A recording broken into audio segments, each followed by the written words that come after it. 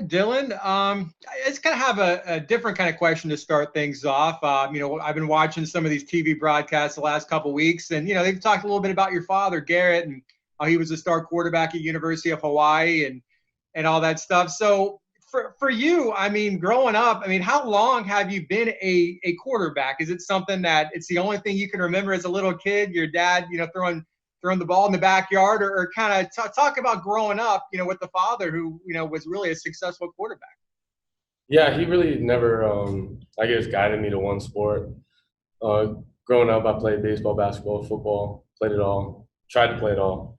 And then I ended up coming down to football. Played a little running back at first, and then uh, I don't remember exactly how, but I ended up becoming a quarterback, and then, I mean, the rest is history. So. Dylan, you guys come into this home game. You guys won 21 straight games at home. How special will it be this weekend to start to play after all the things gone through with what everything was gone through with the last 7 months in front of your fans and bounce house this weekend? I think it's extremely special. I've missed Night Nation. Just being able to play at home, that's something, you'll cherish forever. And being able to play our first game at home against Tulsa, it's going to be a blast. So.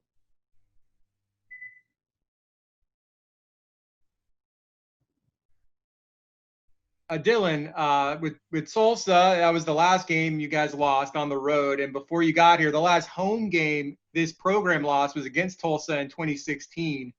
Now, obviously, you're aware of what happened last season. Does that resonate with you guys that maybe you have a bad taste in your mouth over how last year went?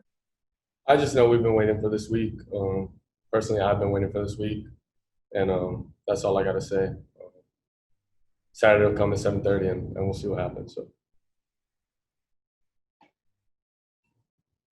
Dylan, kind of going back to that first question, if you weren't a quarterback, you said you played a lot of sports. So if you weren't a quarterback, what sport or what would you be doing, or what kind of athlete do you see yourself as? I wasn't too good at basketball. That's for one, but baseball was really my thing. Ended up just not falling in love with it how I did with football. So we're here and it's the sport I love. So yeah.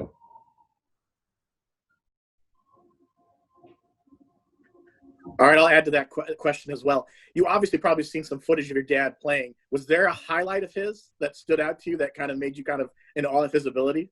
Back home, the Hawaii and BYU rivalry is huge.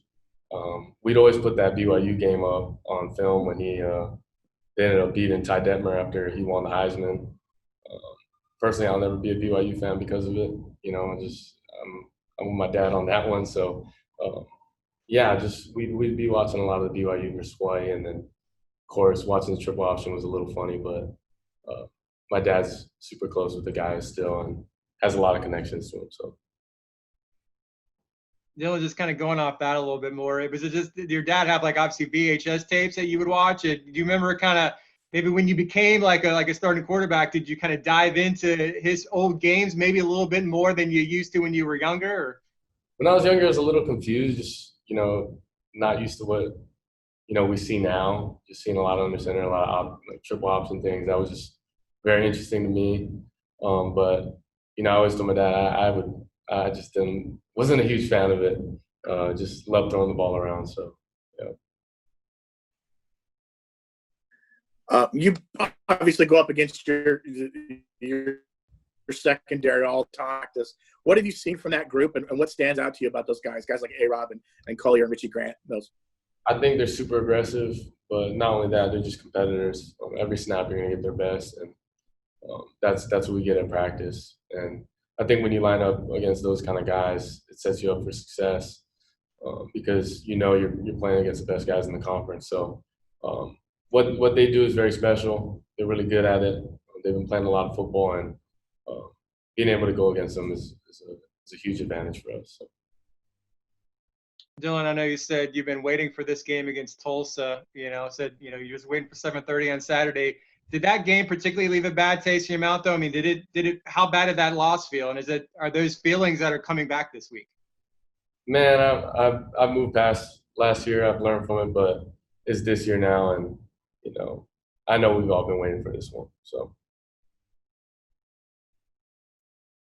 Dylan, through 2 weeks, can you sort of put into words how different this year is, or how different this year feels to you on the field, the speed of the game, all of that compared to after 2 weeks of last season after you had just made your first start?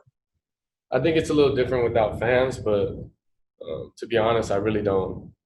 I at least during the drive, I really don't. I mean, notice any of that until you're on the sideline. You're like, dang, no one's in here. But for the most part, during the game of football, everything's good. It's football, you know. So yeah. Dylan, can you put into words how much of a clutch receiver Marlon Williams has become? And maybe if you look at the last few games of last season and to what he's been able to do early this season, what kind of changes in development have you seen from Marlon? Just, I think him getting more touches, and then, you know, he's always been a consistent guy. Anytime we throw the ball, he rarely drops it. I mean, he's very consistent in grabbing and also making hard catches. You know, he's been making big plays from the beginning, but now I guess it's just more relevant because of the amount of touches he's getting, and then, you know, he's got to step up. So